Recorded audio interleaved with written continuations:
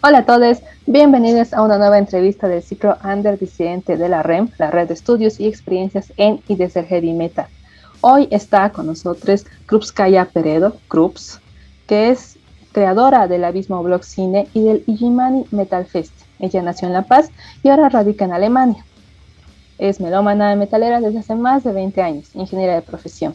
Además, aprovecha cada oportunidad para ver bandas en vivo, visitar nuevos lugares y para la fotografía. Hola, Krups, ¿cómo estás? Bienvenida. Hola Milen, gracias. Y hola Nico, saludos, un gusto. Saludos, saludos y muchas gracias por estar con nosotros en esta entrevista. Bueno, preguntarte en primer lugar, Krups, ¿cómo fue que nació este blog que estuvimos viendo, conociendo hace un tiempo? Milen nos pasaba algo de información en relación al mismo y queríamos saber cómo fue que fue la idea de crear, si es que surgió en Alemania, si es que surgió en Bolivia, cómo fue que se fue llevando todo esto a cabo. Bueno, te cuento que yo vivo en Alemania hace 10 años y el Abismo Día tiene 15. Entonces, cuando estaba en la universidad, yo estudié en La Paz, soy de La Paz, y cuando estaba en la universidad tenía un boletín metalero que lo mandaba por mail, ¿no? O sea, era igual una época en que recién, digamos, usábamos masivamente los correos. Entonces, hubo un momento en que hice el cambio al blog porque, o sea, cuando entré a la U no conocía muchos metaleros, y en la universidad es donde conocí no solo a otros, sino a miembros de las bandas, digamos, ¿no? En La Paz está como que una de las escenas más grandes de metal en Bolivia. Entonces, eso me permitió conocer más gente y cada vez conocías más gente. Y cuando inicié el blog, digamos, era el paso más lógico que dar porque empecé a compartir información, digamos, de los conciertos que habían allá, de las bandas. Me gustaba igual comentar lo que me gustaba, ¿no? O sea, lo que antes no se podía solo con tus amigos, digamos, en una charla, te reunías, ahora ya se podía a través del correo, y luego a través del blog, y a tu diario, ¿no? Y bueno, eso me permitió conocer a otras personas fuera de Bolivia. Entonces tengo amigos en Argentina, en Chile, en Perú. Y bueno, al final el blog ya hace un par de años, porque ya no solo soy yo, digamos. Ya antes de venir a Alemania ya tenía otros amigos que igual ingresaron, que son escritores. Y por ejemplo, Diego de la Quintana, Diego Machicao, los Diegos, que le decimos Machi.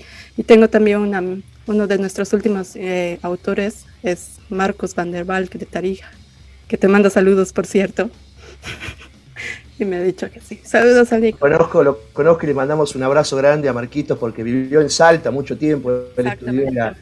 en la Universidad Nacional de Salta y entonces es un gran amigo al que le mando también un saludo enorme. Está allí. Estuvo en Europa hace poco tiempo, no sé si en Alemania particularmente, pero estuvo por ahí. Vive en París, en esa, ya hace un par de años. Y bueno, antes de que se trasladara,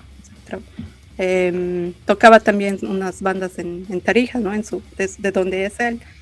Y a través del Illimani, que es el festival en Bolivia que yo lo organizaba cuando vivía allá, es que conocimos a Marcos, porque él con una de sus bandas participó en el festival, y justo era un año que yo fui allá. Y bueno, o sea, ya nos conocíamos también por el blog, o sea, nos veía, y al final yo sabía que él escribía también y se animó, y ahora es pues parte del Abismo, y es uno de los productores del podcast principalmente. Él ha sido el que nos ha incentivado a sacar el podcast, así hay que hacerlo.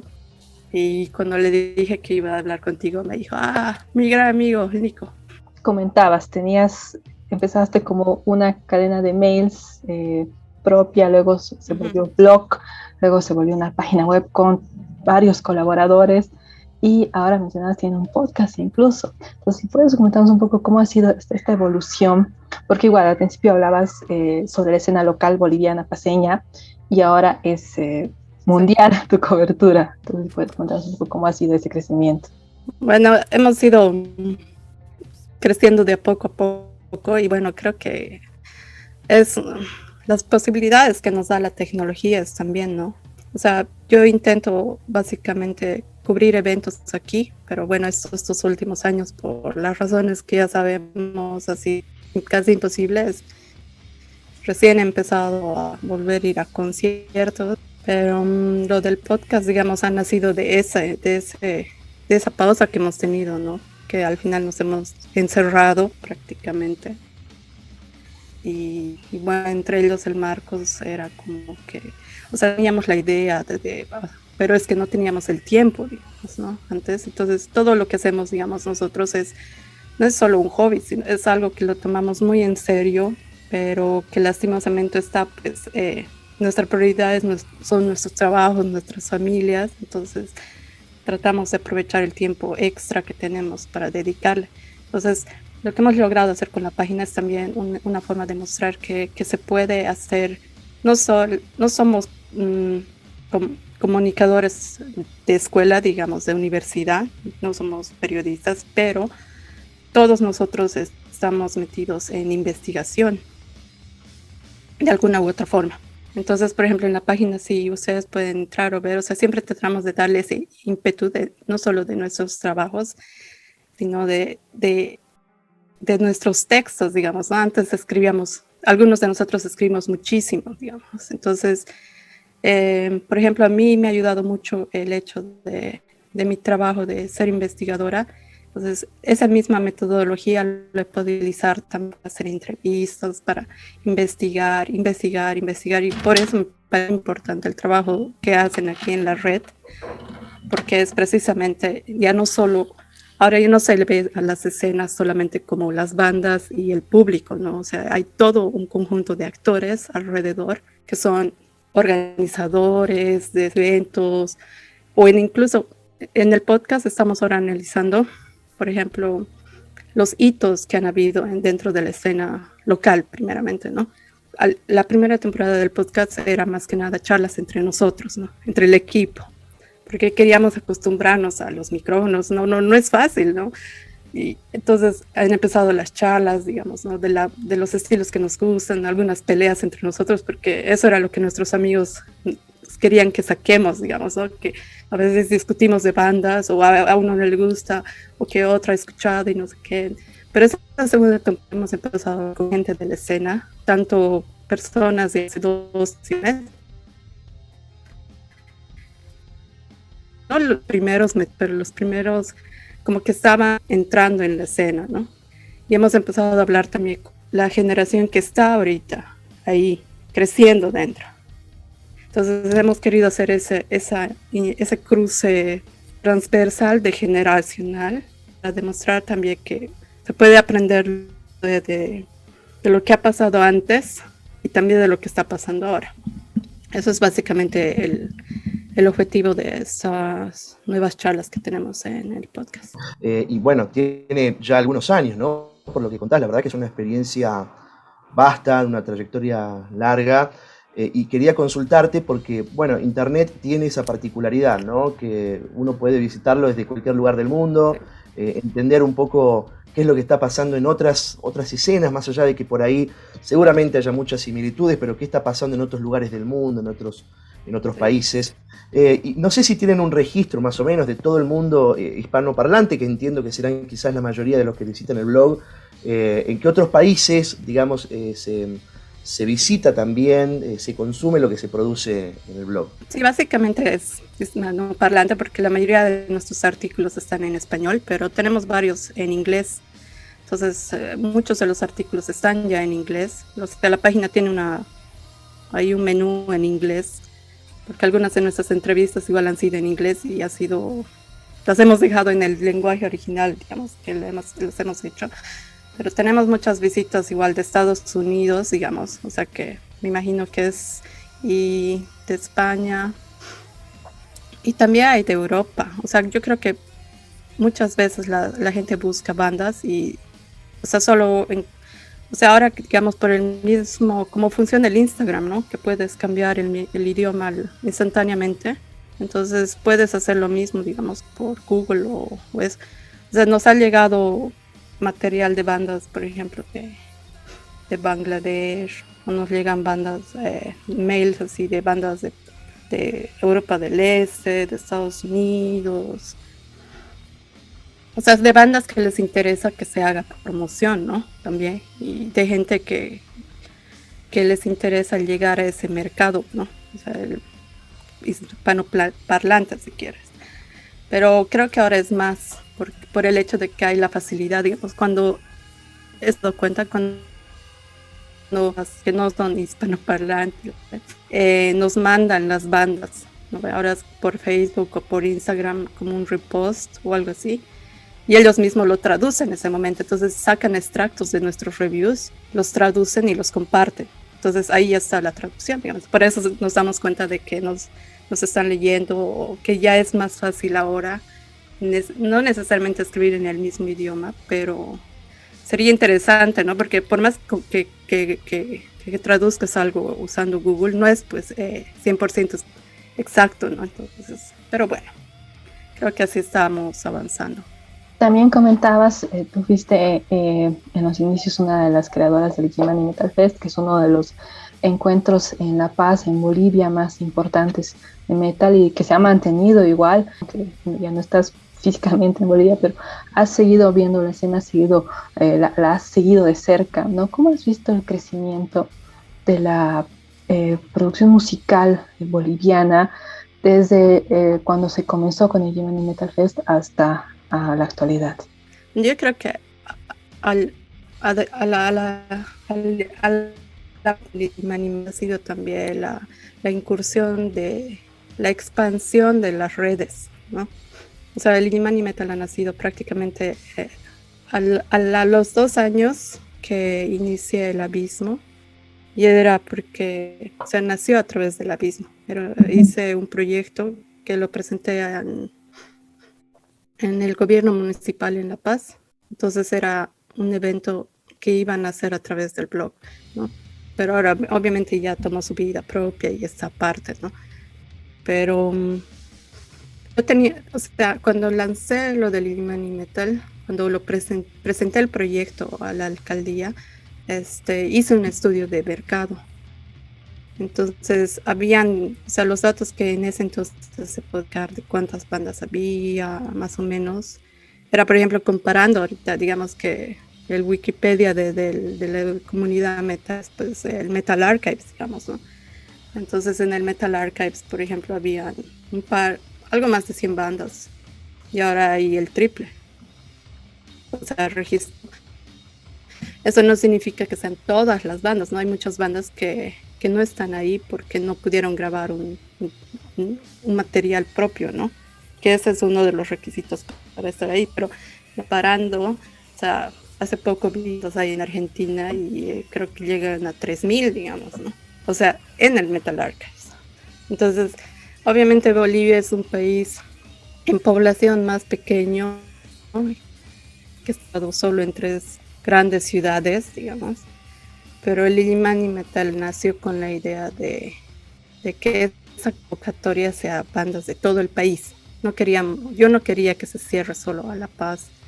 Entonces recibíamos material estaba abierto a todos. Entonces, así como pudimos escuchar a bandas donde tocaba el Marcos, bandas de Oruro, Santa Cruz, de Cochabamba,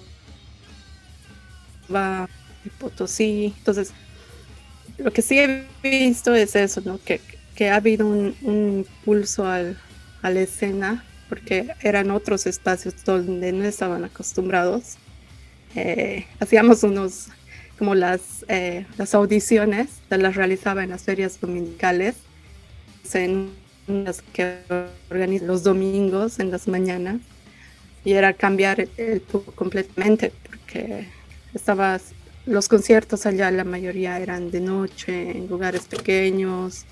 Entonces hemos logrado también que sea ahora para un público más amplio y no solo para metaleros, ¿no? Porque es una feria así pública, abierta a todo el mundo. Entonces pasaba gente que no necesariamente escuchaba metal o rock. Y sí he visto un cambio muy importante, ¿no?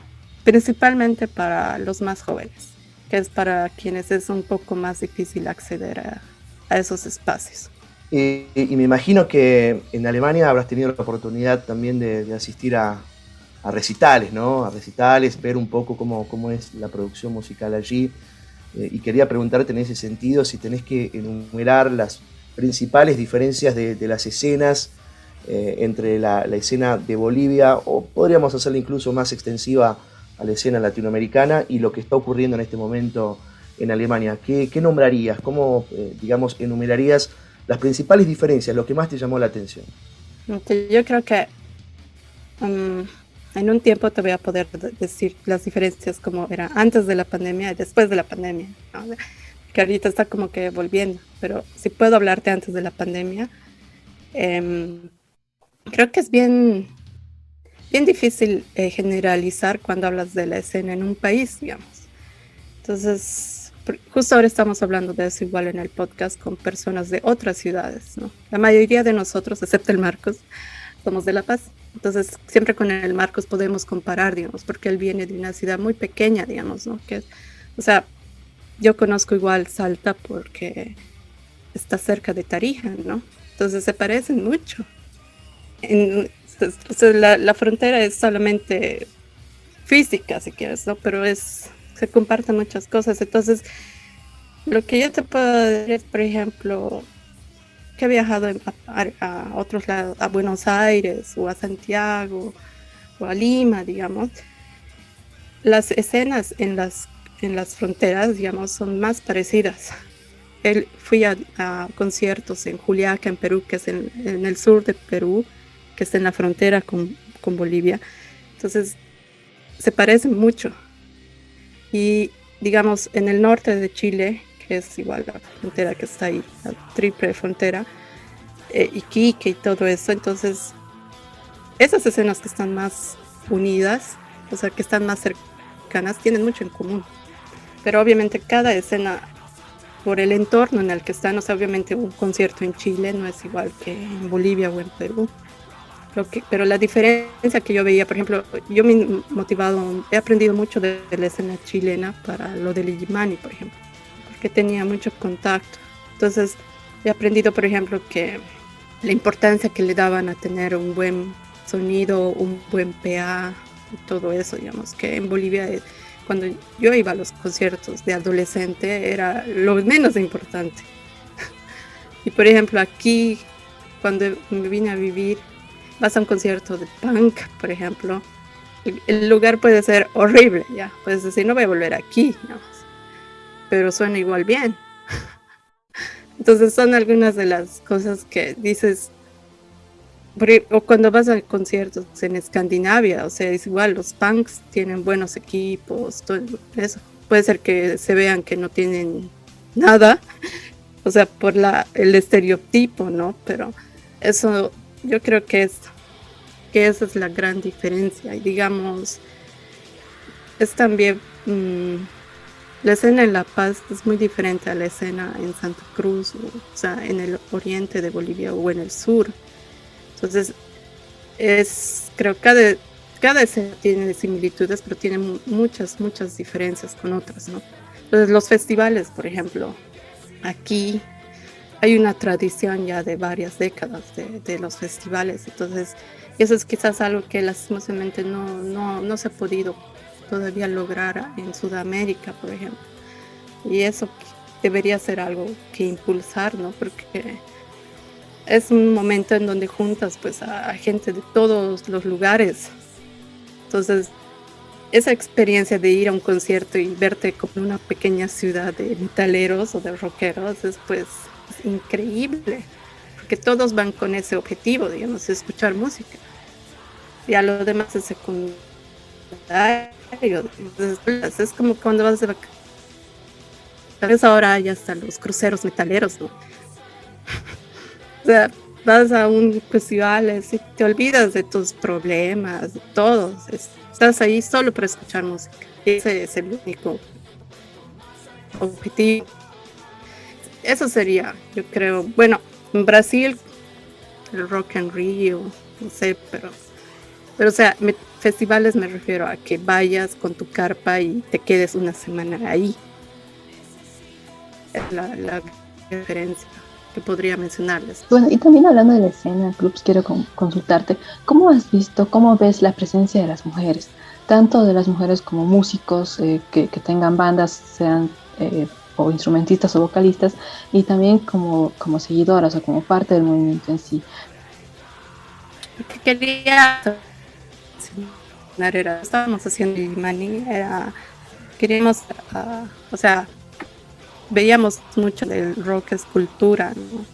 Entonces nosotros lo movimos para que sea el metal escultura y achacábamos que el metal es cultura y con eso íbamos a la alcaldía, ¿no? Metal escultura. Entonces vi la entrevista que le hicieron a Ana Agramón. Me parecía genial que ya estaba en su cabeza si el metal es escultura y que por eso estén peleando, ¿no? O sea, que esa sea la bandera. Yo creo que la incursión de las mujeres ha sido como en todo, ¿no? O sea, en todo lado ha habido una época donde ha habido machismo, pero han habido, pues, digamos, en de mayor o menor magnitud que han hecho que en algunos lugares se abra antes que en otros, ¿no? Yo creo que en Bolivia no sé si sea igual en Argentina.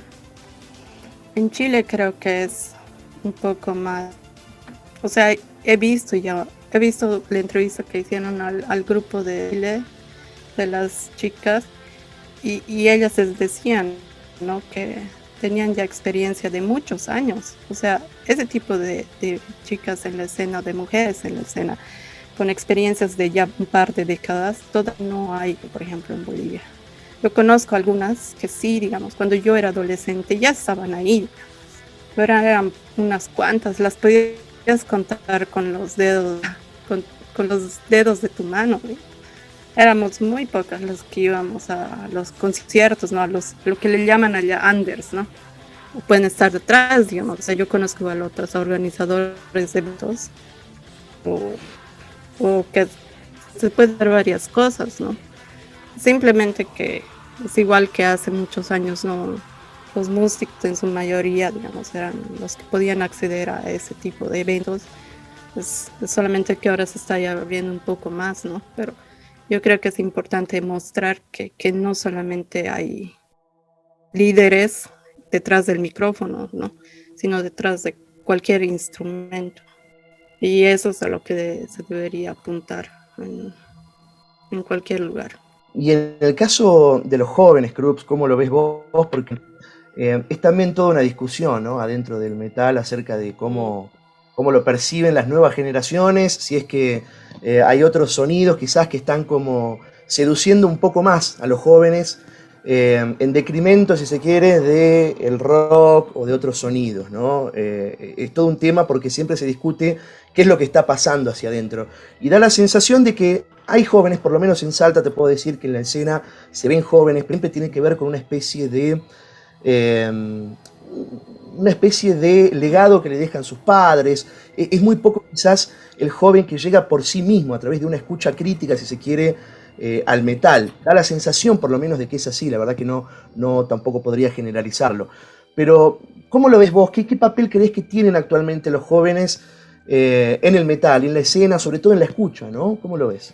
Yo creo que hay una gran diferencia, por ejemplo, con, digamos, las personas, y eso lo hemos visto haciendo entrevistas igual a los que estaban antes que nosotros al metal, ¿no? O sea, que eran rockeros ya, pero que a principios de los 70, ¿no? Y en los 70, digamos, cuando empiezan a llegar la mayoría de los que estaban ahí pequeños, ya sea que alguien de sus familias les ha pasado material o alguien de su entorno llegó. Por ejemplo, a Bolivia eso es siempre era así, ¿no? Porque al estar encerrados, digamos, entonces como que muchos tenían que viajar, alguien tenía que viajar para traer y eso. Y eso ha pasado básicamente igual en la escena rockera, no sé. Entonces vuelvo al tema del internet y de la tecnología. Ahora ya no necesitas que alguien conocido, tu vecino. Por ejemplo, el Marcos es alguien de los que comentaba que él no tenía nadie rockero en su familia, digamos, pero tenía a sus amigos, ¿no? Entonces, yo tenía rock en mi familia, pero metaleros no. Entonces es igual, ese círculo de amigos. Yo creo que lo que ha pasado es que esa época de los 80s donde el heavy metal era, pues, estaba de moda, digamos. Y ahora dicen, no, que no sé qué es. Lo que pasa es que ahora se han empleado las escenas tanto que hay demasiado de donde escoger, digamos. Entonces yo veo, digamos, a los chicos que están escuchando ahora, los metaleros, digamos, y hay tanto que es así, y les cuento a algunos amigos, o sea, puedes caminar aquí en las calles y hay chicos que están escuchando reggaetón, digamos, porque ha llegado a ese nivel de mainstream, que quizás era el rock hace 30 años, digamos. Entonces, pero no todos están en eso también, o sea, hay unos que escuchan eso, otros que escuchan hip hop, otros que escuchan electrónico, otros que escuchan metal, pero lo que pasa es que el metal se ha expandido también tanto, que hay pequeñas escenas, pues. Hay los hardcores, hay los que escuchan new metal, o sea, ya ni siquiera new metal, los que escuchan metalcore, los que escuchan otras fusiones, pero yo creo que ahora es, digamos, como que sigue habiendo esos círculos, ¿no? Es ese tu entorno familiar y de tu barrial, digamos, que hay en todo lado. Yo creo que es lo que también influye todavía. No tanto como antes, pero sí influye aún. Solo que ahora los chicos pues puedes agarrar tu teléfono y tienes todo ahí, ¿no? Pero si no sabes qué buscar, o sea, de nada te sirve tener todo a tu disposición, ¿no? Entonces, yo creo que ahora hay demasiada diversidad en todo. ¿Qué se viene adelante con el Abismo? ¿Qué proyectos tienen o qué es lo que están realizando ahora que acaban de festejar sus 15 años? Sí, ya vamos a ser mayores de edad pronto. Lo que queremos es aprovechar, digamos, ya lo que nos asentado, que es la página, ¿no?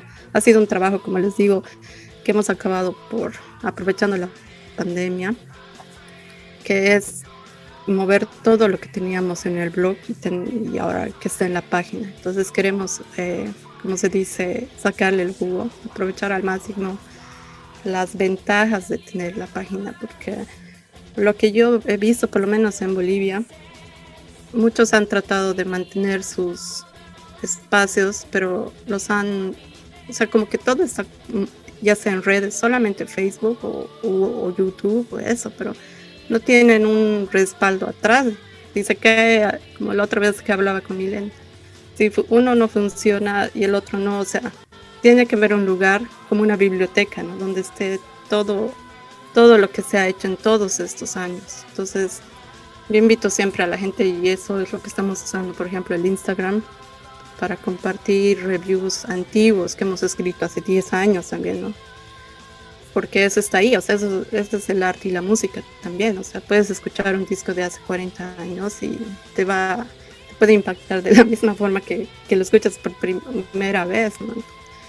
Entonces, lo que queremos ahora principalmente es conseguir aportes de gente que nos ayude a recibir más material, porque obviamente ya está aquí la plataforma, pero es, como lo mencionaba, es una actividad que hacemos paralelamente.